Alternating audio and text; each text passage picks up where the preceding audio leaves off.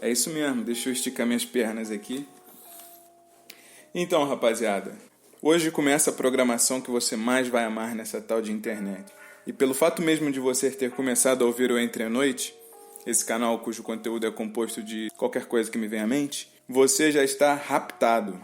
E agora não vai conseguir deixar de pensar em tudo que aqui vai ser produzido. Sabe por quê? Porque você vai se apaixonar. Desculpa te dizer isso, mas é inevitável. Se você não quiser morrer de amores por esse canal, o meu conselho é que é melhor já ir saindo. Brincadeiras à parte. Pois bem, consagrados meus, hoje o tema é a arte da observação. E olha só, eu já te adianto que eu não tenho nenhum desejo de esgotar o tema. Isso aqui são só alguns rascunhos, hein? Eu vou utilizar como personagem guia para este feito o tal do Frank Lucas. Frank Lucas é a personagem entre os sujeitos das Dramatis Personae em American Gangster, cuja anatomia biográfica me interessa bastante e por um motivo em especial.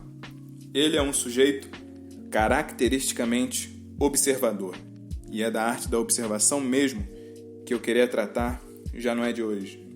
Desprezando aí as críticas sobre os dados biográficos e sobre os fatos reais da trama na produção do roteiro do filme, eu quero focar na personagem de Frank, suspendendo a forte descrença, faça-me o favor, que a vida real de carne e osso do gangster pode opor ao storytelling a que Stevens Island se valeu. E neste caso, suspender a incredulidade vale por duas boas razões. Primeiro, porque pôr em dúvida a capacidade analítica da nossa personagem faria desmoronar as especulações que eu desejo montar em torno dela. E segundo, a própria experiência ficcional depende de um nível alto, a variar do contexto, é claro, de credulidade forçada. Na medida em que me limito à ficção, eu não tenho de me preocupar com a real sagacidade de Frank, mas só de especular quanto ao que é verossímil dentro do cenário fictício. Eu poderia escolher uma personagem guia tipo um Sherlock Holmes para escrever sobre o tema da observação? Claro que eu poderia, mas a nossa personagem será mesmo um mafioso narcotraficante de Nova York na década de 70, célebre por utilizar os aviões do exército dos Estados Unidos como meio de trazer suas drogas da Tailândia, que viam junto aos caixões dos mortos em batalha na Guerra do Vietnã, para com isso vendê-las mais puras e mais baratas que as difundidas pelos seus concorrentes no Harlem, de modo a formar durante meia década o monopólio da venda da heroína mais 000 do país. Frank é um exímio observador, e a sua aspiração para ser um homem de negócios em toda a narrativa da trama em American Gangster me parece ser ressaltada pela ênfase nessa sua característica. Ele está o tempo inteiro observando as coisas. E há um fundo de razão nisso. Saber observar é a parte fundamental de qualquer empreendimento. Mas a arte da observação não é para amadores. Ela exige treinamento, e treinamento constante, caso dela se queira extrair alguma coisa de substancial, algum resultado para além da mera passividade ou da mera aparência de introspecção que geralmente tem quem nela se aventure. É comum que o sujeito muito calado, muito quieto, dê a impressão de que é um genuíno observador porque fica ali, olhando as coisas acontecerem, dando a sugerir que está captando as nuances do contexto, da situação, das circunstâncias. Mas aqui é preciso ter cautela, pois a quietude pura e simples pode ser enganosa. A arte de observar não é apenas o exercício da quietude e do silêncio passivo, e nem simplesmente o fruto de qualquer coisa envolvendo a personalidade de alguém que é introspectivo. O que então é a observação?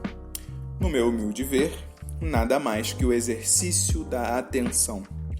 Mas como sei que existem aqueles que são rigorosos e pedem uma análise sistemática, eu creio ser conveniente ampliar o conceito. É possível classificar a atenção em dois aspectos, exterior e interior. A atenção exterior é o que é chamado propriamente de observação, enquanto que a atenção interior é a velha conhecida meditação.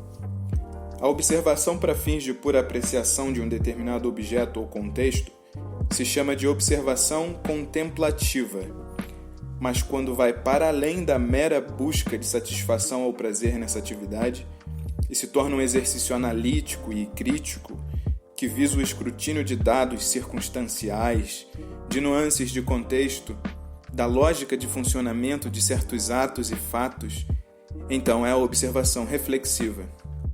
Esse último tipo de atenção geralmente é característica de empresários, de homens de negócio, especialmente os que buscam dar efetividade aos seus planos de ação, muito em vista do fato de que nenhuma boa estratégia jamais foi colocada em prática sem que antes quem a propusesse refletisse quanto ao contexto no qual ela devesse surgir, agir, influir, etc.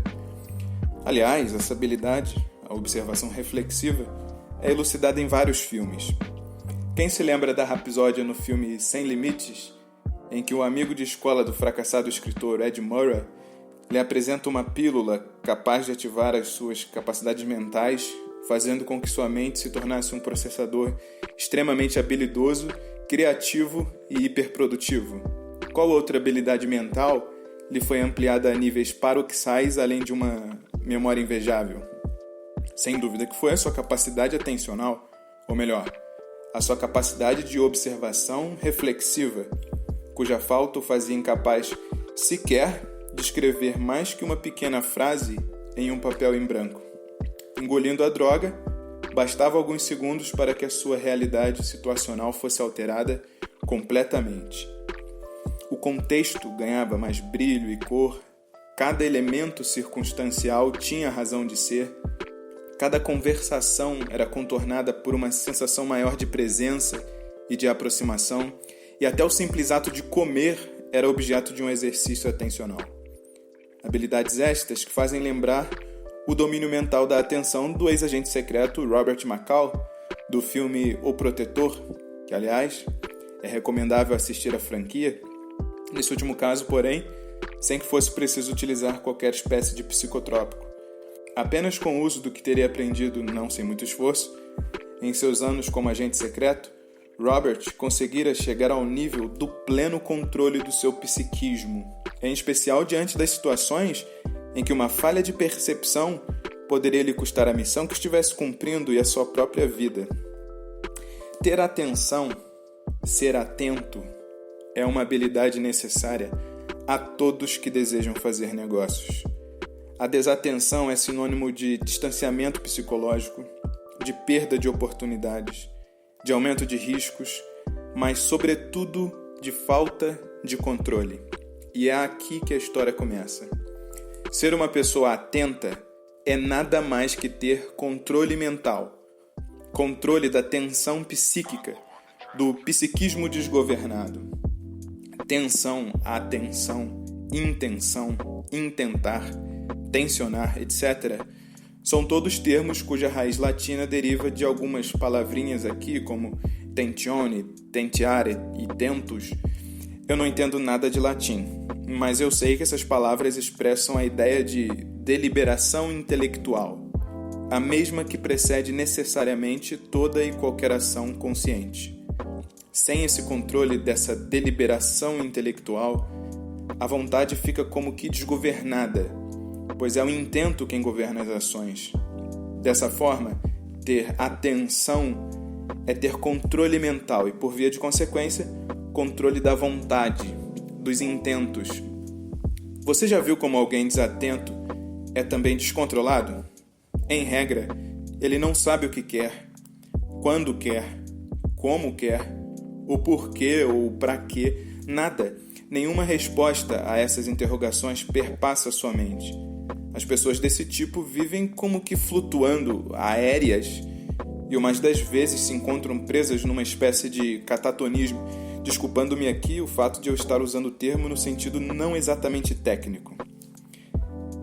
É a atenção reflexiva que eu acho que Frank se utilizava, e é sobre ela que eu quero escrever. Foi sendo um habilidoso observador, por exemplo, o que colocou Frank à frente de seus concorrentes e inimigos.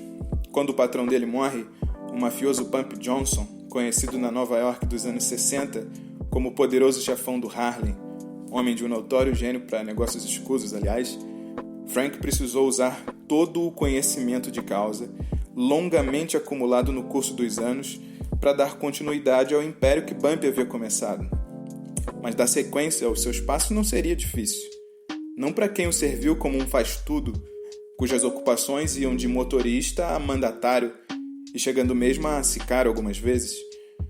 Quando ainda Bump dava seus primeiros passos na escalada ao topo do poder no Harlem, Frank esteve observando cautelosamente como o jogo de poder se estruturava desde os bastidores. Os códigos, as hierarquias, os símbolos, as condutas, o que era permitido, o que era defeso, todas as movimentações, vezes e reveses que faziam o dia e a noite no Harlem ter duas faces, duas realidades. Ele aproveitou cada momento para desenvolver essa habilidade observativa. Convenhamos, captar as sutilezas da vida em sociedade é tarefa nada fácil.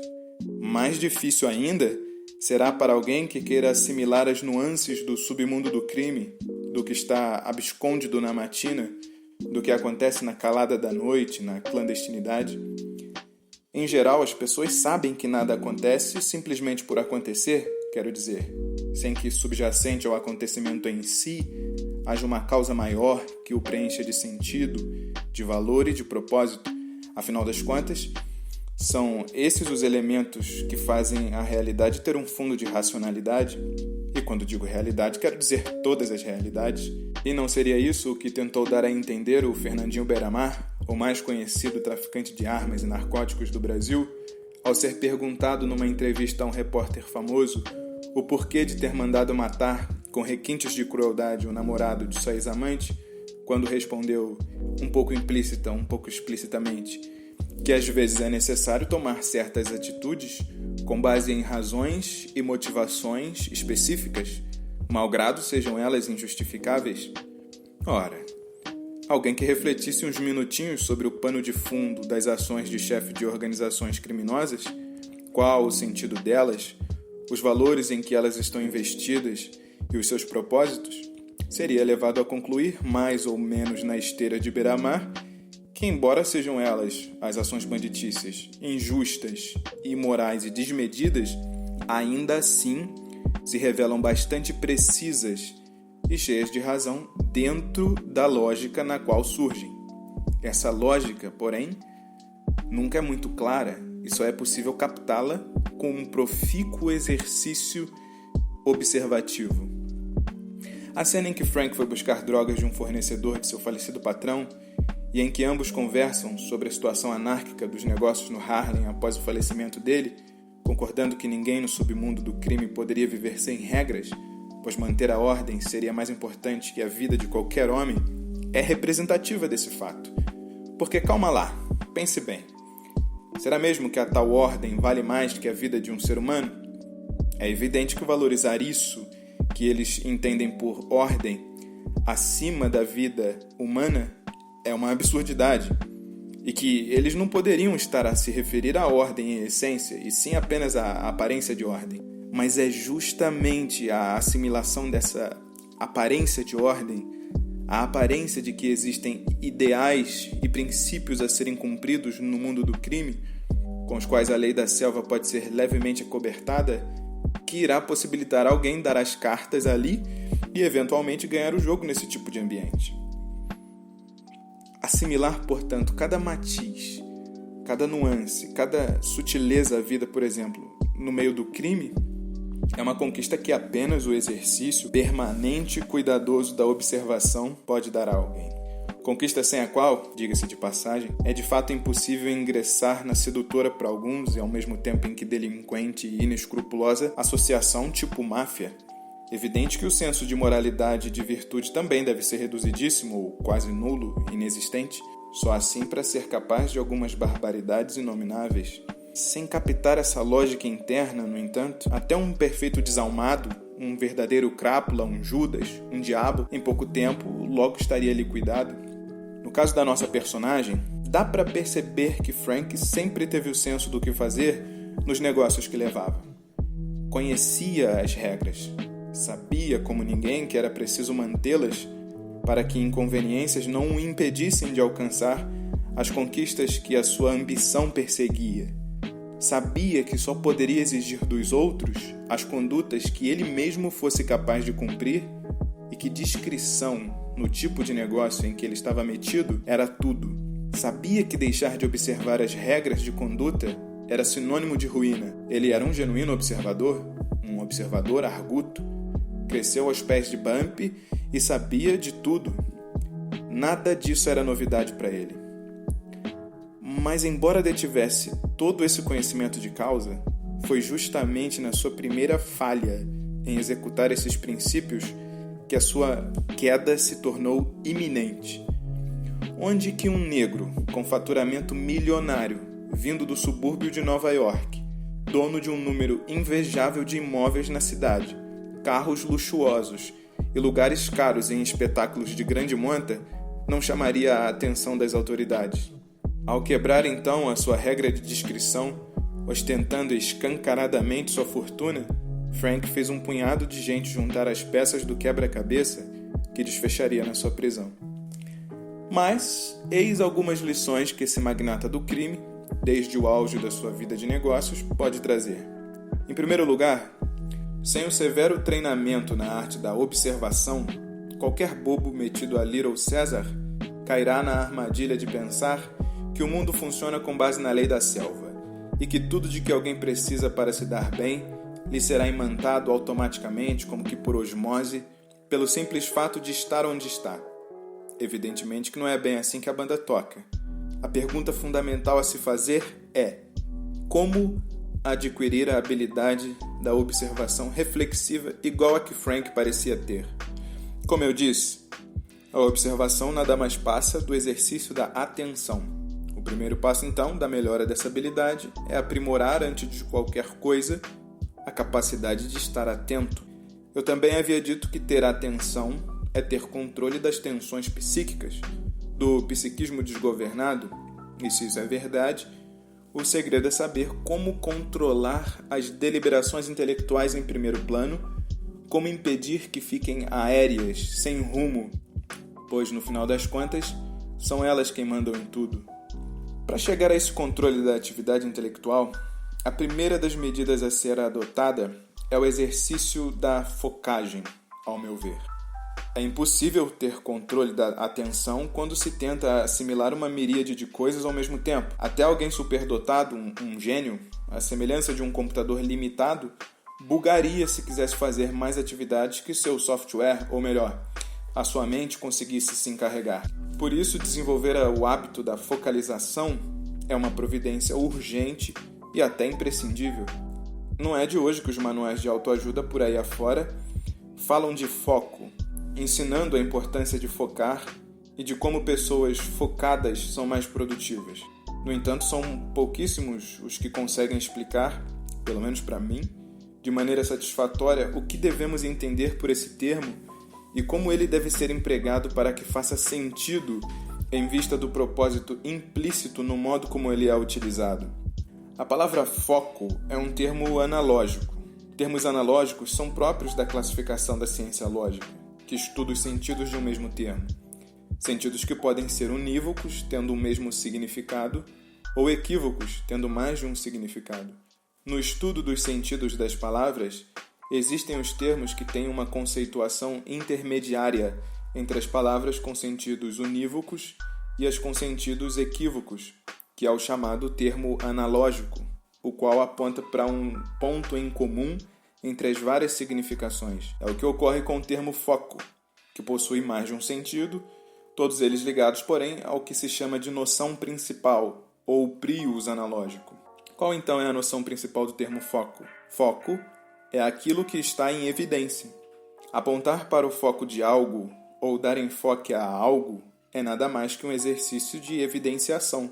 Pode ser um único objeto entre vários outros, pode ser um perímetro determinado que circunscreve um espaço específico, nesse caso, um local, independente de como seja utilizado o termo. Em última instância, a palavra foco sempre trará a ideia de algo que está em evidência. Em fotografia, a focalização se opera ao evidenciar um determinado objeto ou coisa pela produção de ruído em todo o restante, formando a partir deste ruído um contraste entre o todo e o que está em evidência.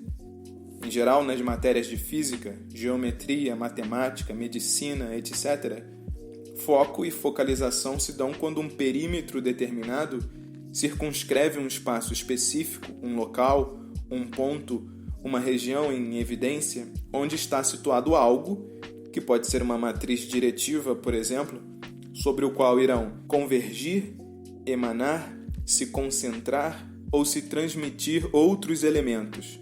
O foco ou enfoque em si, isto é, o processo de pôr algo em evidência, nunca deverá ser confundido com aquilo que é evidenciado, nem com o agente evidenciador.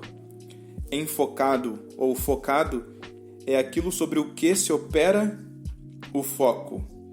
Quando alguém diz que é uma pessoa focada, está apenas usando uma figura de linguagem, pois focado mesmo é aquilo que se evidencia. E por exigência do próprio processo de focalização, na hipótese de ser indeterminado o objeto, ou caso seja indefinida ou imprecisa a circunscrição do lugar no espaço que se deseja evidenciar, logo será impossível operar o foco. Assim, quem deseja mostrar o foco de algo ou dar enfoque a algo, precisará tanto, em primeiro lugar, detalhar este algo com bastante riqueza, quanto, em segundo lugar, terá de evitar todas as distrações que atrapalhem a sua máxima apreciação. Sem mais delongas, na prática isso significa que focar em uma atividade qualquer exige que a pessoa que irá exercê-la saiba detalhadamente, especificamente, o que seja essa atividade e como ela se executa, além de saber como evitar todas as espécies de distrações que atrapalhem o desenvolvimento máximo dessa mesma atividade. Um exercício simples para aperfeiçoamento do foco, que a princípio pode parecer banal, mas que o tempo e a experiência comprovarão ser bastante poderoso, consiste no seguinte: fazer uma atividade por vez e concentrar a mente exclusivamente naquilo que compreende a execução daquela atividade, ainda que isso implique afirmar mentalmente cada passo do que está sendo feito. Então, nas tarefas, mesmo as mais simples, como lavar a louça, tomar banho, varrer a casa, ler um livro, assistir a um filme, etc., seja o que for, detalhar internamente o que compreende a execução daquilo. É claro que a princípio você irá parecer um idiota para si mesmo, mas depois de um tempo, você vai começar a perceber que você tem um poder imenso de identificar com uma precisão chegando próxima da perfeição qual é a atividade que você está executando, o que ela compreende, como deve ser feita, e vai ter uma deliciosa sensação de que sabe exatamente como evitar as distrações que podem te atrapalhar a cumpri-la. Mas quanto a saber como evitar as distrações, ainda há algo a ser dito. Em determinados contextos, quando já se sabe exatamente aquilo que se deseja dar enfoque, o processo de focagem se resume exclusivamente na atividade de evitar distrações. São os casos em que você já não precisa reiterar de forma constante qual seja a atividade a ser desempenhada, que na verdade é o primeiro desdobramento do foco, o detalhamento, mas sim em se voltar unilateralmente para o segundo desdobramento, que é evitar distrações. Fatores distrativos são os que podem dividir a atenção e, por isso mesmo, fazer o processo de focagem ficar prejudicado. Eles podem surgir de dois meios, ou de você mesmo, ou do contexto no qual você está inserido. Evitá-los, então, pode consistir figurativamente na ação de dizer não para si mesmo ou para algo relacionado à circunstância na qual você está inserido. Assim como uma espécie de metonímia, para esses últimos casos, focar é evitar distrações. Mas é impossível que só essa tal de focagem me torne um mestre na arte da observação reflexiva, alguém dirá. Calma, meu nobre interlocutor, calma. Existe ainda outro exercício, o derradeiro, o gran finale. Trata-se da velha meditação, que é o exercício da atenção no seu aspecto interno. Se a focagem está muito mais próxima da atenção no seu aspecto externo, que seria exercida mediante a observação reflexiva ou contemplativa, a meditação fecharia com chave de ouro a nossa caminhada ao controle da mente, ao exercitar a capacidade atencional na sua faceta interna. Você vai concordar comigo que não há nada melhor que a prática da meditação para ajudar a mente a se acostumar com o desenvolvimento dialético de ideias e pensamentos. E como é que isso é feito? Pois então, em algum horário especial do dia, se possível o mesmo horário todos os dias, você deve escolher um assunto qualquer como tema de meditação. Fechar os olhos e dirigir o olhar mais ou menos à raiz do nariz e meditar sobre o assunto em questão sem se mover. Invariavelmente, você será interrompido por pensamentos diferentes do tema em meditação, porque é natural que pensamentos errantes te desviem. Ao acontecer isso, você deve se voltar novamente ao assunto sem se preocupar com os desvios. E você vai fazer isso tantas vezes quantas puder, sem lutar contra as ideias intrusas, porque se você fizer isso, elas se tornarão mais e mais fortes. À proporção que as ideias intrusas ameaçam perturbar a meditação, basta você começar de novo. Esses exercícios só devem ser substituídos por outros mais complexos depois de obtido um bom domínio da atenção. Ninguém aqui vai querer bancar de doidão, achando que é o bonzão na arte observativa e sair cantando dizendo que é o rei da observação, é o rei das análises das circunstâncias, do contexto, das pessoas, etc e tal. Calma, meu amigo. Calma, meu nobre amigo. Até você chegar numa boa realização desse exercício, você terá de fazer muito. E uma coisa é preciso ser dita. Esses exercícios devem ser feitos religiosamente, devem ser praticados de forma constante e só podem ser substituídos por outros mais complexos depois de obtido um bom domínio da atenção. Sem essa base aqui, tu não vai conseguir chegar a lugar nenhum. Então não adianta tentar cantar de bonzão, dizendo que é o rei das análises observativas, das circunstâncias, dos contextos, das personagens, das coisas que você vive, porque não vai ser. Só vai parecer que é. Depois que você dominar um pouquinho a atenção, vai parecer que você é o rei. Mas na verdade não. O mundo é muito mais complexo do que a gente imagina. Há mais coisa entre o céu e a terra do que cuida saber a nossa vã filosofia, já dizia Nego do Borel. A prática da focagem e da meditação nunca deverão ser abandonadas. São elas que dão o controle da mente e da atenção. Elas contribuem para a formação de alguém na arte da observação e dão o pleno controle da mente. Com isso, você terminará se tornando um Frank Lucas? Eu creio que não, e espero que você também não queira isso. O American Gangster foi apenas o pretexto para que eu pudesse escrever esse ensaio, e Frank Lucas é minha personagem guia. Um sujeito encravado dentro do seio da máfia que precisou utilizar o máximo de sua habilidade atencional para que o seu esquema se mantivesse. É bem claro que essas não são todas as lições que o filme abarca. Eu que limitei deliberadamente a perspectiva. Quem sabe no futuro próximo eu me atrevo a utilizar o filme como base de novos ensaios. Mas até lá, fiquem com isso aqui, já tá muito bom. Então, meus consagrados amigos, até mais. Rapaziada, esse aí foi o episódio inicial. Espero que tenhamos mais em breve e passar bem. Logo nós estamos aí para escrever mais alguma coisinha. Evidentemente que esse ensaio aqui não tem caráter científico, então aqui vai o nosso postscriptum.